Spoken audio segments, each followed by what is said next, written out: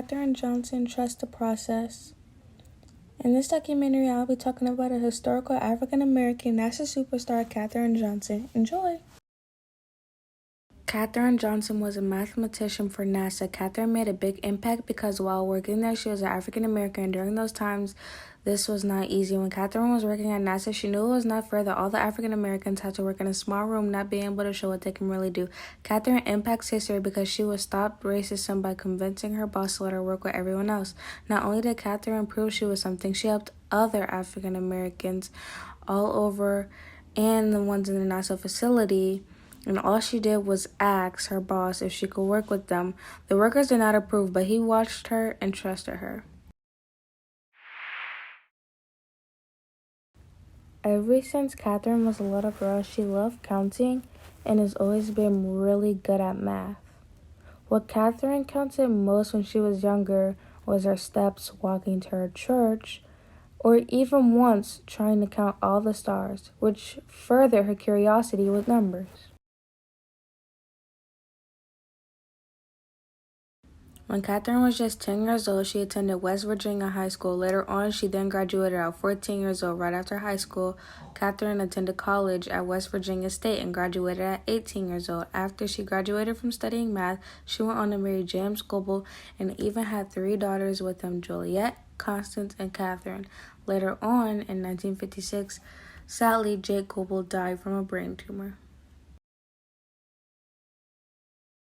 With Katherine being this talented when it comes to math, after college she became a teacher, then went above and beyond, and soon she started working in the male-dominated aerospace industry. Once Katherine knew she had to provide for her kids, she started working at NASA in the West Computing Unit with a group of African-American women who performed mathematical calculations for program engineers. After, while Katherine was working, she wanted to earn that respect, so she was able to convince her boss, Al Henderson, to let her work with the men because she knew her worth there. During NASA was segregated, and African-Americans were separated in bathrooms and dining facilities, so it was very hard to do a lot of the work there.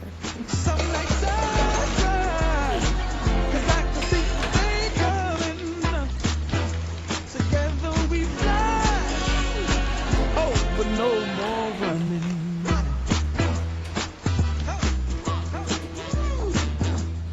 No more running.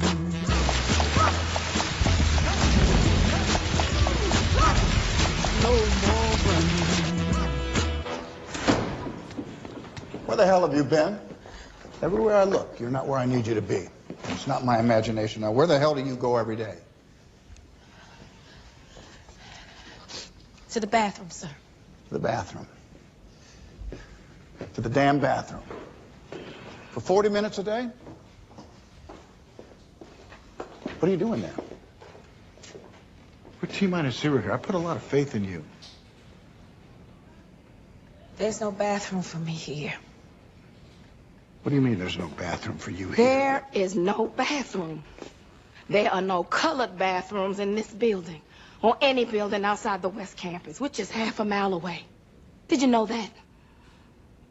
I have to walk to Timbuktu just to relieve myself. And I can't use one of the handy bikes. Picture that, Mr. Harrison. My uniform, skirt below my knees, my heels, and a simple string of pearls. Well, I don't own pearls. Lord knows you don't pay colored enough to afford pearls. And I work like a dog, day and night, living off of coffee from a pot none of you want to touch.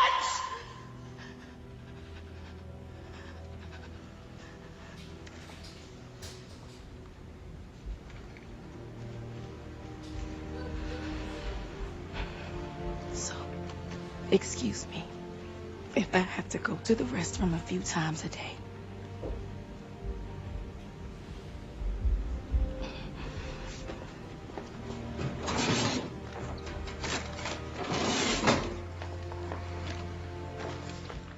Once Al Henderson found out the reality how African Americans worked, he knew he needed Katherine, so he helped her out and other African Americans as well.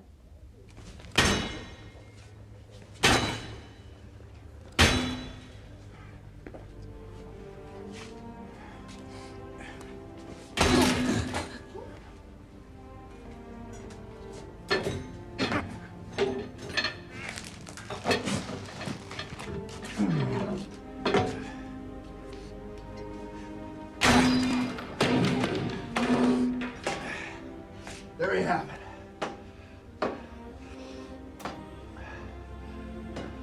No more colored restrooms. No more white restrooms. Just plain old toilets. Go wherever you damn well please.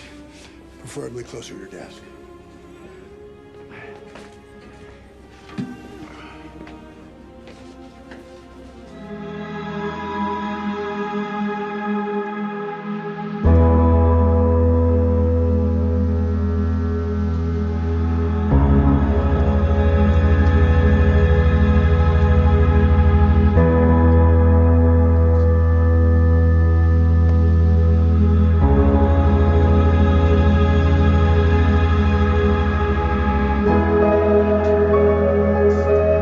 You're probably wondering, what does Katherine have to do with Friendship 7? Well, that was actually one of the first missions she ever calculated.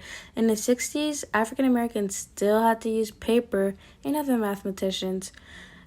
John Glenn personally trusted Katherine Johnson with her taking him to space because he was the astronaut at the moment. John Glenn was to be the first astronaut to go up into the atmosphere and come back. And they wanted him to come back in a special place. And that was what I did. I computed his trajectory. And from then on, anytime they were going to compute trajectories, they were given mostly, all of them to my branch. And I did most of the work on those by hand. But when he got ready to go up, he said, call her. And if she says the computer's right, I'll take it. That's amazing. That was amazing that he did call and say that the firm.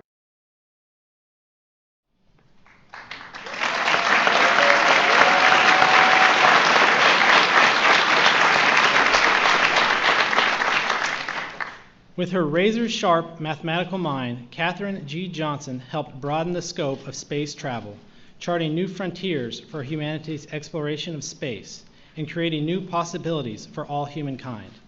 From sending the first American to space to the first moon landing, she played a critical role in many of NASA's most important milestones. Katherine G. Johnson refused to be limited by society's expectations of her gender and race while expanding the boundaries of humanity's reach.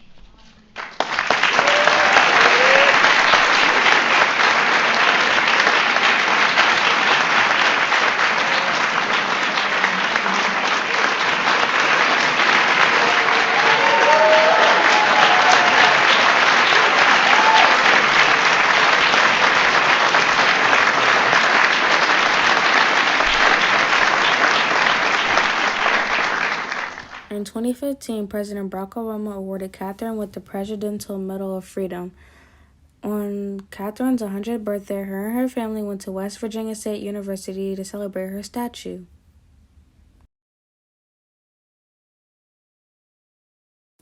Katherine Johnson retired in 1988 after working at NASA for 33 years. When Katherine retired, she stated that she always loved going to work.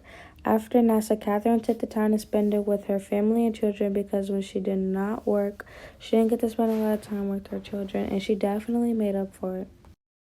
Overall, Katherine has definitely made her mark with the space life and mathematician career. Hopefully, we can see more of it.